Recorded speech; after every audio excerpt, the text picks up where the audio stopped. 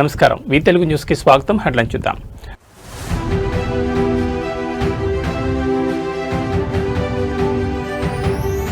రాష్ట్రంలో భారీగా ఐఏఎస్ అధికారుల బదిలీలు, ఒకేసారి 45 మందికి స్థానచలనం.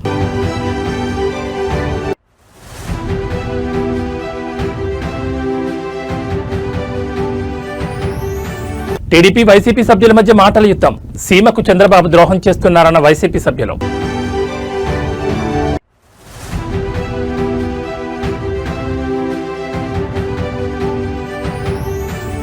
మెంబర్షిప్ టు లీడర్షిప్, నేటి నుంచి జనసేన సభ్యత్వ నమోదు కార్యక్రమం.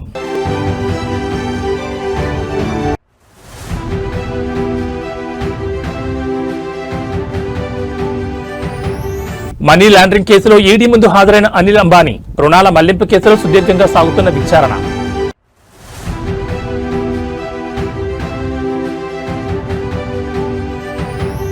టీమిండియాకు చావో రేబో, నేడే జింబాబ్వేతో కీలక సమరం. డీటెయిల్స్ చూస్తే తెలంగాణలో భారీగా ఐఏఎస్ బదిలీలు చోటు చేసుకున్నాయి. ఈ మేరకు రాష్ట్ర ప్రభుత్వం తాజాగా ఉత్తర్వులు జారీ చేసింది. ఏకంగా 45 మంది ఐఏఎస్లను బదిలీ చేసింది ప్రభుత్వం. పంచాయతీరాజ్ శాఖ స్పెషల్ సీఎస్ గా సంజయ్ కుమార్, ఎస్పీడీసీఎల్ సీఎండీగా జితేష్ వి పాటిల్, కొత్త డిస్కమ్ సీఎండీగా ముషారఫ్ ఫారూఖీ, ఇరిగేషన్ శాఖ ప్రిన్సిపల్ సెక్రటరీగా ఈ శ్రీధర్, ఐటీఎన్సీ శాఖ ప్రిన్సిపల్ సెక్రటరీగా ఎన్ శ్రీధర్, ఫైనాన్స్ శాఖ సెక్రటరీగా గౌరవ్ ఉప్పల్ నియమించింది.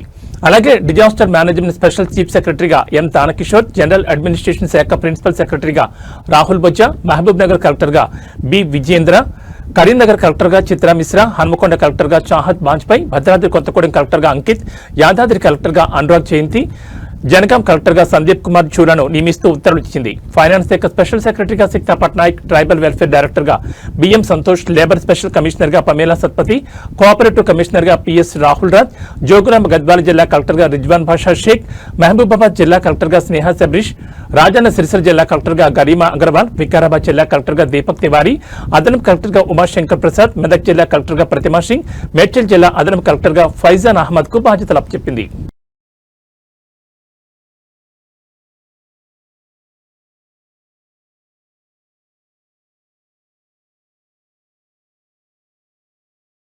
ఆంధ్రప్రదేశ్ రాష్ట్ర శాసనమండలిలో తీవ్ర గందరగోళం కొనసాగుతోంది. సభ ప్రారంభమైన 5 నిమిషాలకు మళ్లీ వాయిదా పడింది.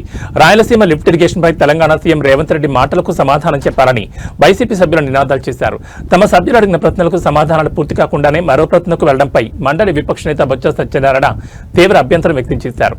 సభా సాంప్రదాయాలుంటాయి, ఒక ప్రశ్నకు సమాధానం పూర్తి కాకుండానే మరో ప్రశ్నకు వెళ్లడం సరికాదన్నారు. ఇరిగేషన్ మంత్రి ఉపన్యాసంతో మాకు అభ్యంతరం లేదు, ఆయన ఏదో చెప్పుకున్నారు. రేవంత్ రెడ్డి వాళ్ళ అసెంబ్లీలో మాట్లాడిన మాటలు కట్టుబడి ఉన్నారా లేదా అనే దానికి క్లారిటీ ఇవ్వాల్సిన అవసరం ఉందని బొత్స డిమాండ్ చేశారు. ఈ సందర్భంగా టీడీపీ వైసీపీ సభ్యుల మధ్య మాటల యుద్ధం చెలరేగింది. రాయలసీమకు సీఎం చంద్రబాబు తీరని ద్రోహం చేస్తున్నారంటూ వైసీపీ సభ్యులు ఆరోపణ చేయగా, ఏ ముఖ్యమంత్రి చేయనంత ద్రోహం వైఎస్ జగన్ చేశారని తెలుగుదేశం పార్టీ సభ్యులు కౌంటర్ ఇచ్చారు. దీంతో పోటాపోటీగా వైసీపీ కూటమి సభ్యులు నినాదాలు చేశారు. గందరగోళ పరిస్థితులతో సభను మండలి చైర్మన్ వాయిదా వేశారు.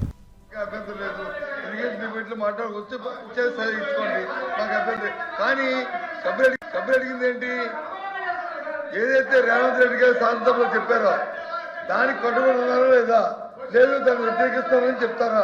అది చెప్పినంత అబద్ధం అని ఆ మాట ఎక్కడ రావట్లేదు. ఈ ప్రభుత్వం తాలూకా అయిపోయిందండి. వాయిస్ రావట్లేదు, వాయిస్ రావట్లేదండి. ఏం చేద్దాం మీరు? ఏం వాయిస్ రావట్లేదు. రేవంత్ రెడ్డి గారు తెలంగాణ ముఖ్యమంత్రి అక్కడ చెప్పిన ఏదైతే వాయిస్ ఏంటిది, తెలంగాణ ముఖ్యమంత్రి గౌరవనీయులు రేవంత్ రెడ్డి గారు తెలంగాణ చెప్తేనే అది వాస్తవం చెప్పనండి. రెండోది ఇరిగేషన్ మినిస్టర్ గారు అన్ని చెప్పారు. సార్ కూర్చోండి, అలోపి గారు కూర్చోండి, అలోపి గారు కూర్చోండి సార్. సెకండ్ క్వశ్చన్కి వచ్చేసాం.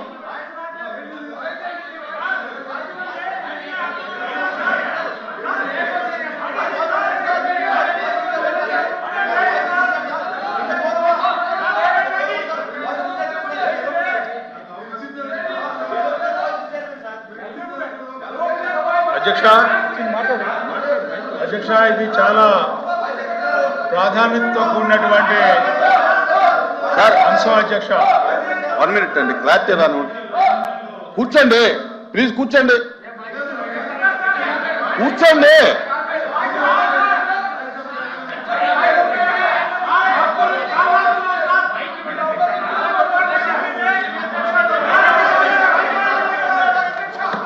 ప్లీజ్ ప్లీజ్ కూర్చోండి.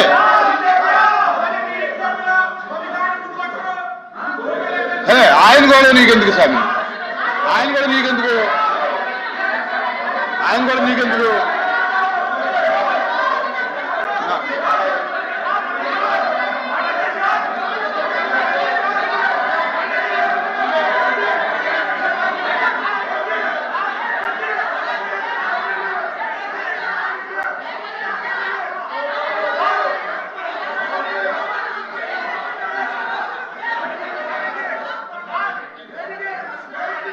The house is adjourned for 10 minutes. House is నేటి నుంచి జనసేన 3వ విడత క్రియాశీలక సభ్యత్వ నమోదు కార్యక్రమం ప్రారంభం కానుంది. మెంబర్షిప్ టు లీడర్షిప్ నినాదంతో సభ్యత్వ డ్రైవ్ శ్రీకారం చుట్టారు. గత 5 రోజులుగా పిఠాపురంలో విజయవంతంగా కొనసాగుతున్న సభ్యత్వ నమోదు కార్యక్రమం కొనసాగుతోంది. నేటి నుంచి 5 రాష్ట్రాల్లో సభ్యత్వ నమోదు కార్యక్రమాల విస్తరణ చేయనున్నారు. ఆంధ్రప్రదేశ్, తెలంగాణ, మహారాష్ట్ర, తమిళనాడు, కర్ణాటక రాష్ట్రాలను జనసేన టార్గెట్ చేసింది. అయితే పార్టీ ఆవిర్భావ దినోత్సవం లక్ష్యంగా పెట్టుకుని జనసేన సభ్యత్వ డ్రైవ్ నిర్వహిస్తోంది. క్రియాశీలక సభ్యత్వ రుసుము 500 నుంచి 400కు తగ్గించింది. సభ్యత్వ రుసుమును కార్యకర్తల సంక్షేమం, ఇన్సూరెన్స్ కోసం వినియోగించేలా ప్లాన్ చేస్తోంది. సభ్యులకు 5 లక్షల ప్రమాద బీమా సదుపాయం కల్పిస్తోంది. శాశ్వత వైకల్యం కలిగితే 2 లక్షల బీమా, ప్రమాదానికి గురైతే 50,000 బీమా సాయం అందించేలా జనసేన ముందుకు సాగుతోంది. సభ్యత్వాన్ని 3 వర్గాలుగా జనసేన పార్టీ విభజించింది. ఉద్యమి, సాధక్, ప్రదాతగా సభ్యుల వర్గీకరణ చేసింది. పార్టీ సిద్ధాంతాల ప్రచారం, సంస్థాగత బలోపేతమే లక్ష్యంగా ముందుకు కొనసాగుతోంది. ఇప్పటికే 2 విడతల్లో 13 లక్షలకు పైగా సభ్యత్వాలు నమోదు చేసింది. పార్టీ బలోపేతంపై అధినేత పవన్ కళ్యాణ్ ప్రత్యేక దృష్టి పెట్టారు.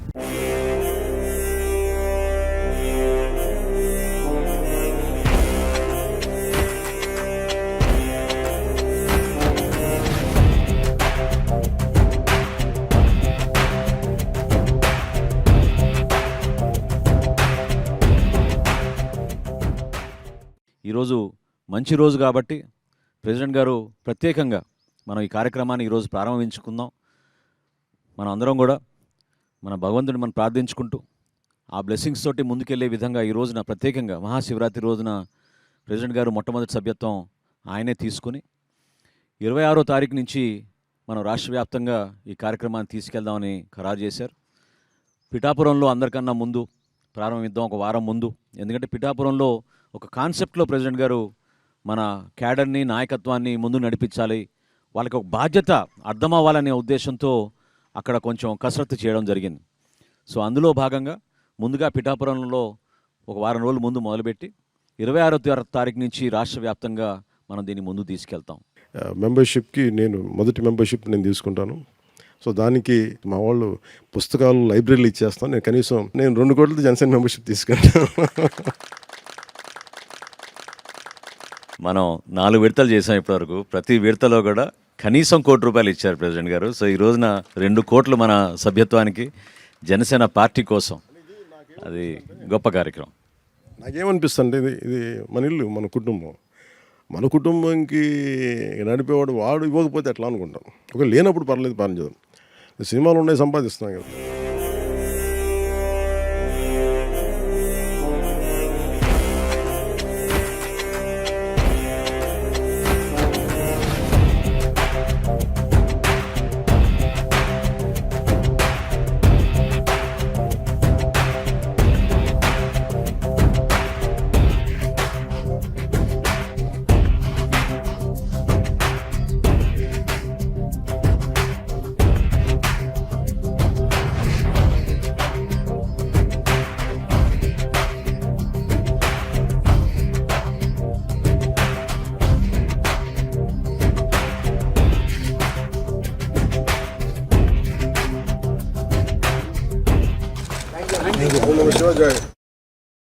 తెలంగాణ రాష్ట్రంలోని చేయూత పింఛన్ల లబ్ధిదారులకు ప్రభుత్వం తీపి కబురు అందించేందుకు సిద్ధమవుతోంది. ఆర్థిక పరిస్థితులను బట్టి పింఛన్ల మొత్తాన్ని పెంచాలని ముఖ్యమంత్రి యోచిస్తున్నారు. దీనికి సంబంధించిన కసరత్తును ఆర్థిక శాఖ ఇప్పటికే ప్రారంభించింది. ప్రస్తుతం రాష్ట్రంలో వృద్ధులు, వితంతువులు, చేనేత, బీడీ కార్మికులకు నెలకు 2,016 రూపాయలు అందజేస్తుండగా దివ్యాంగులకు 4,016 రూపాయల చొప్పున పింఛన్ అందుతోంది. తాజా ప్రతిపాదన ప్రకారం ప్రాథమికంగా అందరికీ 500 చొప్పున పెంచాలని ప్రభుత్వం భావిస్తోంది. ప్రస్తుతం పింఛన్ల కోసం ప్రతి నెల సుమారు 950 కోట్లు ఖర్చవుతుండగా 500 పెంపు వల్ల ఏడాదికి అదనంగా 2,500 కోట్ల భారం పడుతుందని అంచనా వేస్తున్నారు. ఎన్నికల హామీ మేరకు పింఛన్లను భారీగా పెంచాలన్నదే ప్రభుత్వ లక్ష్యం. అయితే రాష్ట్ర ఆర్థిక పరిస్థితిని దృష్టిలో ఉంచుకుని ఒకేసారి కాకుండా విడతల వారీగా ఈ పెంపును చేపట్టనున్నారు. వచ్చే ఎన్నికల నాటికి సాధారణ పింఛన్లను 4,000కు, దివ్యాంగుల పింఛన్లను 6,000కు పెంచాలని యోచిస్తోంది ప్రభుత్వం.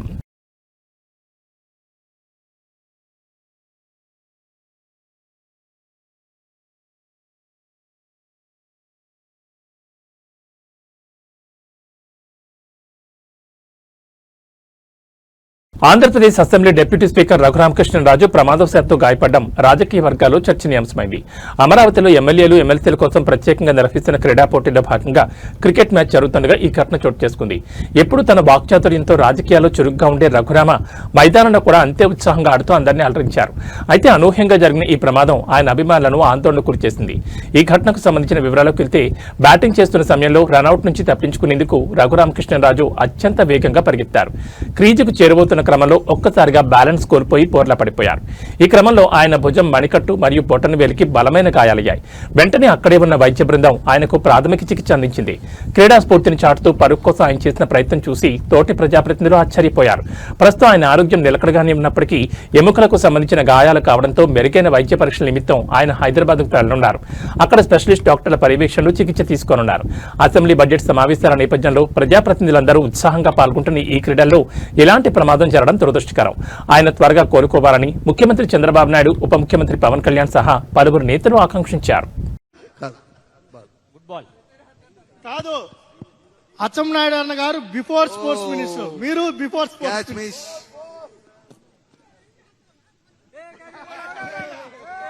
రన్ అవుట్ అయిపోయారు. పుట్టపర్తి పోలీస్ శాఖలో అవినీతి సెగలు రేగుతున్నాయి. రక్షక భటులే భక్షకులుగా మారుతున్నారా అనే అనుమానాలు బలపడుతున్నాయి. పుట్టపర్తి డీఎస్పీ విజయ్ కుమార్, సీఐ మారుతి శంకర్ తనను 30 లక్షలు ఇవ్వాలని బెదిరిస్తున్నారంటూ బాధితుడు మారుతిరెడ్డి విడుదల చేసిన సెల్ఫీ వీడియో ఇప్పుడు రాష్ట్ర వ్యాప్తంగా సంచలనం సృష్టిస్తోంది. తనపై పదే అక్రమ కేసులు బనాయిస్తూ మానసిక వేదన గురిచేస్తున్నారని బాధితుడు ఆ వీడియోలో కన్నీటి పర్యంతమయ్యారు. రక్షణ కల్పించాల్సిన ఉన్నతాధికారులే లక్షల్లో వసూళ్లకు దిగడంపై సర్వత్రా విమర్శలు వ్యక్తమవుతున్నాయి. ఈ అవినీతి వ్యవహారంపై ఉన్నతాధికారులు స్పందించి సమగ్ర విచారణ జరిపించాలని బాధితుడు కోరుతున్నాడు. అసలు పుట్టపర్తి పోలీస్ స్టేషన్లో ఏం జరుగుతోంది? చట్టాన్ని కాపాడాల్సిన వారే ఇలా వసూళ్ల దందా నడిపిస్తున్నారా అనే ప్రశ్నలు వినిపిస్తున్నాయి. మీడియా మిత్రులకి ముఖ్యంగా నమస్కారం. తర్వాత పుట్టపర్తి ప్రజానీకానికి నమస్కారం. పుట్టపర్తి నియోజకవర్గంలో డిఎస్పీ గారు అయినటువంటి విజయ్ కుమార్ గారు, తర్వాత CI Kotha Cheruvu upgrade police station Maruthi Shankar CI గారు ఇద్దరు కలిసి నన్ను, నా కుటుంబాన్ని, తర్వాత నా మిత్రులు కొంతమందిని, వారి కుటుంబాల్ని అక్రమంగా నిర్బంధించి వేధిస్తూ అక్రమ కేసులు పెడుతూ విపరీతంగా టార్చర్ గురి చేస్తూ ఈ గత 20-30 రోజుల నుంచి ఇదే తంతుగా విపరీతంగా వేధిస్తూ మానసిక ఒత్తిడికి గురి చేస్తూ ఇబ్బంది పెడుతున్నారు. ఇందులో భాగంగా నేను ఫోన్లు చేస్తే లిఫ్ట్ చేయరు, మా ఫ్యామిలీ ఫోన్లు చేస్తే లిఫ్ట్ చేయరు, స్టేషన్కి పోతే ప్రాపర్గా రెస్పాండ్ గారు, రానియద్దంటారు. తర్వాత ఎస్పెషల్లీ ఇద్దరు కలిసి నన్ను బెంగళూరుకి పారిపో, నువ్వు ఈ ఏరియాలో ఉండకూడదు, లేకుంటే నీ మీద పీడీ యాక్ట్ ప్రయోగిస్తాం అని చెప్తూ ఇందులో ఇండైరెక్ట్గా 2-3 సార్లు ఆల్రెడీ మమ్మల్ని అక్రమంగా నిర్బంధించిన తరుణంలో లాస్ట్ టైం మా మీద ఒక మర్డర్ అలిగేషన్ కేసు జరిగినప్పుడు సిఐ మారుతి శంకర్ గారు డైరెక్ట్గా నాకు చెప్పడం జరిగింది, నువ్వు ఈసారి జైల్లో నుంచి బయటకు వచ్చిన వెంటనే నువ్వు డబ్బులు 30 లక్షల రూపాయలు, కనీసం 20 లక్షల రూపాయలు నువ్వు డిఎస్పీ గారితో మాట్లాడుకుని ఇవ్వకుంటే నీ మీద పీడీ యాక్ట్ పెట్టేసి బెంగళూరుకి పంపించేస్తాము, లేదా వేరే చోటుకి పంపించేస్తాము, జిల్లా బహిష్కరణ చేస్తాము అని నన్ను నిర్బంధించిన ప్రదేశంలో చెప్పారు. అఫీషియల్గా పోలీస్ స్టేషన్లో ఎంక్వైరీ చేయాల్సిన బాధ్యత వాళ్ళకి లేకుండా ఒక అన్అఫిషియల్గా ఎక్కడో ఒక గోడౌన్లో కళ్ళకు గంతలు కట్టి తీసుకెళ్లి మమ్మల్ని ఎంక్వైరీ చేశారు. సరే, అవన్నీ ఒకవేళ పోలీసు వాళ్ళకి అనుకూలం జరగాల్సిన పరిస్థితుల్లో ఉంటే నేను సహకరించడం జరిగింది. అయినా పోలీస్ వ్యవస్థ మీద ఇంకా నమ్మకం ఉంది కాబట్టి నేను మీడియా మిత్రులకు, ఎస్పెషలీ ఈ మీడియా ద్వారా ఎస్పీ గారికి విన్నవించుకుంటున్నాను. పోలీస్ వ్యవస్థలో చాలా వరకు బాగుంది, కానీ నేను చూసిన పుట్టపర్తిలో ఈ ఇద్దరు మాత్రం కొల్యూజన్తో ప్రజల్ని అనేక విధాలుగా ఇబ్బందులకు గురి చేస్తూ వాళ్ళ కరప్షన్కి గురి చేస్తూ ఎన్నో విషయాలు ఉన్నాయి. అవన్నీ ఇప్పుడు చెప్పుకునే సమయం కూడా కాదు. నా పర్సనల్ మ్యాటర్ మాత్రమే చెప్పుకుంటున్నా. ఎప్పుడు నేను ప్రజా సమస్యలు మాత్రమే మాట్లాడేవాడిని. ఈసారి ఆ గొంతు నొక్కేయాలని ప్రయత్నంతో నా మీద పీడీ ప్రయోగం చేయాలని అక్రమ కేసులు పెట్టి, ఫాల్స్ కేసులన్నీ పెట్టి, కనీసం నన్ను ఎంక్వైరీ చేయకుండా, నన్ను అడగకుండా ఈ విధంగా ఇబ్బందులకు గురి చేస్తున్నారని మీడియా మిత్రుల ద్వారా ప్రజలకు విన్నవించుకుంటున్నాను, వ్యవస్థలకు విన్నవించుకుంటున్నాను. నాలాంటి వారికే, ప్రజా సమస్యల మీద పోరాడడానికే ఇన్ని ఇబ్బందులు గురి చేస్తే సామాన్యమైన ప్రజలకు వీళ్ళు ఎంత ఇబ్బందులు గురి చేస్తుంటారు, వ్యవస్థను ఎలా తొక్కి పెడుతుంటారో, ఎలా మేనేజ్ చేస్తుంటారో దయచేసి మీ ద్వారా అందరికీ తెలియజేసుకుంటున్నాను. వీరిని ఉపేక్షించకుండా ప్రజలు, వ్యవస్థలు, ఇంటెలిజెన్స్ వ్యవస్థ, మీడియా వాళ్ళు అందరూ కలిసి దీని మీద ఖచ్చితంగా ఆలోచించి వీరి మీద నిఘా వేసి ఇట్లాంటి చీడపురుగుల్ని వ్యవస్థలో ఉండనీయకూడదని చెప్పేసి దయచేసి విరమించుకుంటున్నాను. Thank you. AP liquor scam కేసులో కీలక పరిణామం చోటు చేసుకుంది. ఈ కేసులో A7 గా ఉన్న ముప్పిడి అవినాష్ రెడ్డి సిట్ అధికారులు ఎదుట లొంగిపోయారు. సుప్రీంకోర్టులో దాఖలు చేసిన ముందస్తు బెయిల్ పిటిషన్ రిజెక్ట్ మంగళవారం అవడంతో విజయవాడలో ఉన్న సిట్ కార్యాలయానికి తన లాయర్తో కలిసి వెళ్లి అధికారులు ఎదుట సరెండర్ అయినట్టు తెలుస్తోంది. గతంలో హైకోర్టులో కూడా ముప్పిడి అవినాష్ కు బెయిల్ రిజెక్ట్ అయింది. జనవరి 29న ఏపీ హైకోర్టు ఇచ్చిన ఉత్తర్వుల్ని సవాల్ చేస్తూ సుప్రీంకోర్టులో పిటిషన్ వేయగా అక్కడ కూడా ఎదురు దెబ్బ తగిలింది. ప్రధాన న్యాయమూర్తి జస్టిస్ సూర్యకాంత్, జస్టిస్ జోయ్ మాల్యా బాగ్చేల నేతృత్వంలో ఉన్న ధర్మాసనం అవినాష్ రెడ్డి తరఫున సీనియర్ న్యాయవాది సిద్ధార్థ దబీ వాదనలు విన్నారు. విదేశాలకు వెళ్లిన వివరాలపై ఆరా తీసిన సీజే సూర్యకాంత్ ఏడాది కాలంగా తన పరారులోనే ఉన్నాడు కదా అని ప్రశ్నించారు. ఏ కోర్టు అనుమతితో విదేశాలకు వెళ్లారని అడిగారు. చట్టాన్ని ఏమార్చేందుకు ప్రయత్నించి ఇలాంటి వారికి ముందస్తు బెయిల్ ఇచ్చి ఎందుకు రక్షణ ఇవ్వాలని అభిప్రాయపడ్డారు. అరెస్ట్ నుంచి మధ్యంతర రక్షణ ఇచ్చేందుకు సీజే నిరాకరించారు.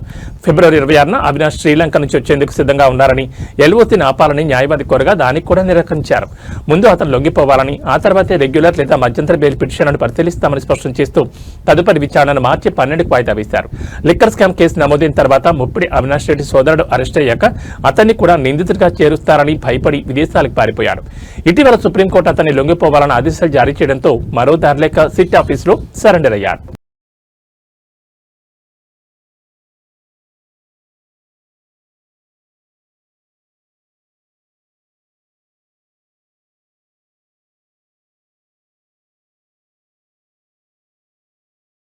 Reliance group of chairman Anil అంబానీకి కష్టాలు ముదురుతున్నాయి. మనీ లాండరింగ్, బ్యాంక్ లోన్ల మోసం కేసులో గురువారం ఆయన ఢిల్లీలోని ఎన్ఫోర్స్మెంట్ డైరెక్టరేట్ కార్యాలయంలో విచారణకు హాజరయ్యారు. సరిగ్గా ఒక్క రోజు ముందే ముంబైలోని ఆయన విలాసవంతమైన నివాసం అబోర్డ్ను ఈడీ జప్తు చేయడం గమనార్హం. ముంబైలోని పాలీహిల్ ప్రాంతంలో ఉన్న 17 అంతస్తుల ఈ భవనం విలువ సుమారు 3,716 కోట్లుంటుందని అంచనా. రిలయన్స్ కమ్యూనికేషన్ సంస్థకు సంబంధించిన బ్యాంకు రుణాల మళ్లింపు, నిధుల దుర్వినియోగం ఆరోపణలపై 66 ఏళ్ల అనిల్ అంబానీని అధికారులు రెండో విడత విచారించారు. ఒకప్పుడు ప్రపంచ కుబేర్లలో ఒకరిగా ఉన్న అనిల్ అంబానీ గత 2 దశాబ్దాలుగా తన వ్యాపార సామ్రాజ్యంలో వరుస నష్టాలు ఎదుర్కొంటున్నారు. విద్యుత్ నుంచి రక్షణ రంగం వరకు విస్తరించిన ఆయన వ్యాపారాలు ప్రస్తుతం దర్యాప్తు సంస్థల నిఘాలో ఉన్నాయి.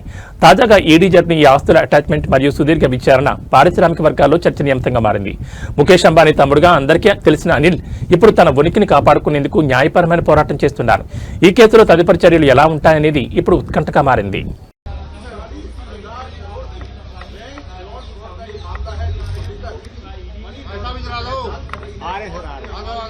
इससे कोई नहीं आ गया ना। हाँ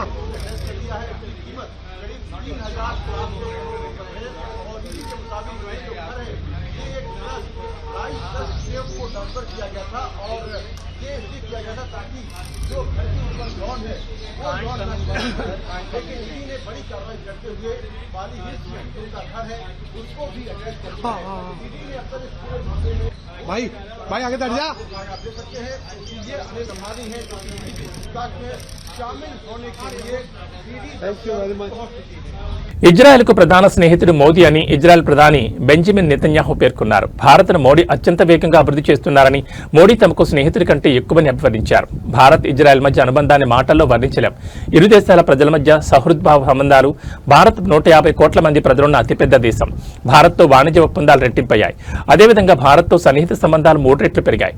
ఇరు దేశాలు ప్రాచీన నాగరికత ఉన్న దేశాలు. అనేక రంగాల్లో మన మధ్య సోదరభావం ఉంది. భారత్ ప్రపంచంలోని అత్యంత శక్తివంతమైన దేశమని నెతన్యాహు పేర్కొన్నారు. అంతకుముందు కూడా ఇజ్రాయెల్ పార్లమెంట్ స్పీకర్ మోదీని ప్రశంసిస్తూ మాట్లాడారు. మోడీ పాలన భారత్కు స్ఫూర్తిదాయకమని, భారత్ను సమూలంగా మార్చడంలో ఆయన కీలక పాత్ర పోషించారన్నారు. అదేవిధంగా వ్యవసాయం, మౌలిక సౌకర్యాల పరంగా భారత్ను అగ్రస్థానంలో నిలిపారని, అత్యంత వేగంగా అభివృద్ధి చెందుతున్న దేశంగా భారత్ను నిలిపారని పేర్కొన్నారు. I know you know this, but I want to make sure that everyone knows this. In the First World War, when we were still under Ottoman occupation, those who helped us liberate this country, the British Army, in which there were Jewish fighters, including Jabotinsky, with the 1st Jewish Battalion, but also brave Iranian soldiers and commanders who fought like lions in the battle against Haifa for the liberation of Haifa. The forces were pushed back, and who stormed forward, gave their lives. Indian commanders, we never forget that too. They gave their lives for us.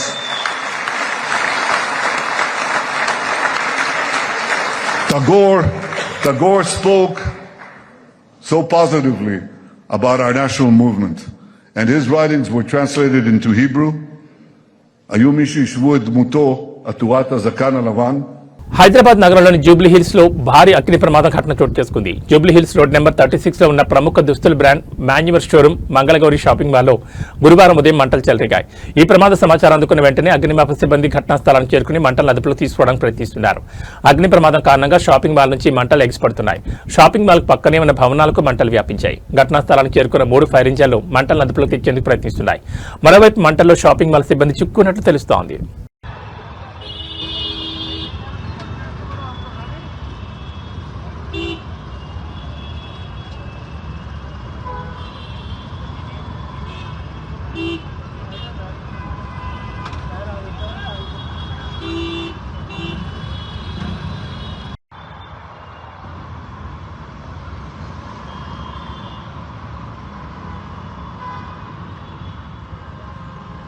Chhattisgarh Bijapur జిల్లా ఇంద్రావతి ప్రాంతంలో బలగాలకు మావోయిస్టులకు జరిగిన ఎదురుకాల్పులో 2 మావోయిస్టులు మృతి చెందారు. ఘటనా స్థలం నుంచి మృతదేహాలతో పాటు భారీగా ఆయుధాలు స్వాధీనం చేసుకున్నట్లు అధికారులు తెలిపారు.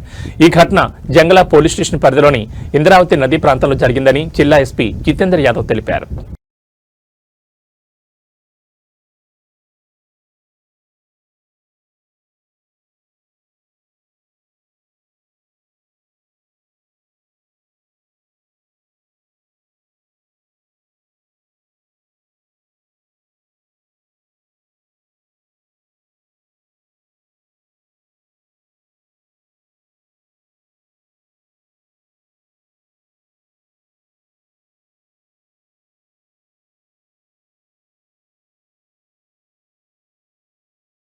T20 ప్రపంచ కప్ 2026 సూపర్ 8 లో భాగంగా నేడు భారత్ జింబాబ్వే మధ్య మ్యాచ్ జరగనుంది.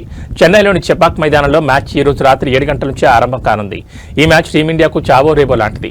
దక్షిణాఫ్రికా ఓడిపోవడంతో నెట్ రన్ రేట్లో బాగా వెనుకబడ్డ భారత్ గట్టిగా కొడితేనే గట్టెక్కుతుంది. ఒకవేళ జింబాబ్వేపై నేడు ఓడితే సూర్యసేన ఇంటికి వచ్చేయాల్సింది. ఈ నేపథ్యంలో సెమీ సంస్థలు సజీవంగా ఉండాలంటే జింబాబ్వేపై గెలవడం కాదు, భారీ తేడాతో గెలవాలి. చావో రేవో తేల్చుకోవాల్సిన మ్యాచ్లో డిపెండింగ్ ఛాంపియన్ భారత్ ఎలా ఆడుతుందో చూడాలి. జింబాబ్వే మ్యాచ్ నేపథ్యంలో భారత్ ఫ్లయింగ్ 11పై అందరిలో ఆసక్తి నెలకొంది. ప్రస్తుత టీమిండియా పరిస్థితికి ప్రధాన కారణం బ్యాటింగ్ అనడంలో ఎలాంటి సందేహం లేదు. టాప్ ఆర్డర్లో అభిషేక్ శర్మ వైఫల్యం కలవరపెడుతోంది. టోర్నీలో ఇప్పటివరకు ఆడిన 4 మ్యాచ్ల్లో 15 పరుగులు చేయగా 3 డకౌట్లు అయ్యాడు. ఇప్పటికైనా అభిషేక్ పుంజుకోవడం జట్టుకు కీలకం. అయితే ప్రస్తుత పరిస్థితుల్లో అతను సహజ స్థాయిలో ఆడతాడా లేదా అన్నది ఆసక్తికరం. మరో ఓపెనర్ ఇషాన్ కిషన్ గత 2 మ్యాచ్ల్లో తేలిపోయాడు. సంజు శాంసన్ ఓపెనర్ గా ఆడించి కిషన్ 3లా ఆడించాలని భారత్ చూస్తోంది. తిలక్ వర్మ స్ట్రైక్ రేట్ జట్టుకు ఇబ్బందిగా మారింది. సూర్యకుమార్ యాదవ్, హార్దిక్ పాండ్యా పెద్ద ఇన్నింగ్స్లు బాకీ ఉన్నారు.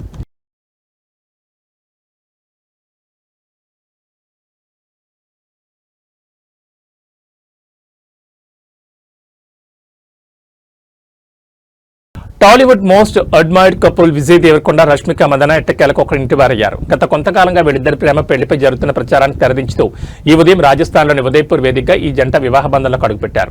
అత్యంత సన్నిహితులు, కుటుంబ సభ్యుల సమక్షంలో ఈ వేడుక అత్యంత వైభవంగా జరిగింది. ఈ ఉదయం 10 గంటల 15 నిమిషాలకు సుముహూర్తాన విజయ్ దేవరకొండ రష్మిక మెడలో 3 ముళ్లు వేశారు. హిందూ శాస్త్రోక్తంగా జరిగిన ఈ పెళ్లి వేడుకలో ఇరు కుటుంబాల సభ్యులు పాల్గొన్నారు.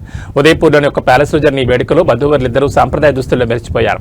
సోషల్ మీడియాలో వీరిని అభిమానులు ప్రేమగా పిలుచుకుని విరోషి అనే పేరు ఇప్పుడు ట్రెండింగ్ లో నిలిచింది. రష్మిక మందన కర్ణాటకలోని కూర్గ్ ప్రాంతానికి చెందినవారు. తమ ప్రాంత సంప్రదాయాన్ని గౌరవిస్తూ ఈ రోజు సాయంత్రం 4 గంటల 30 నిమిషాలకు ఈ జంట మరోసారి కొడవ పద్ధతిలో వివాహం చేసుకోబోతున్నారు.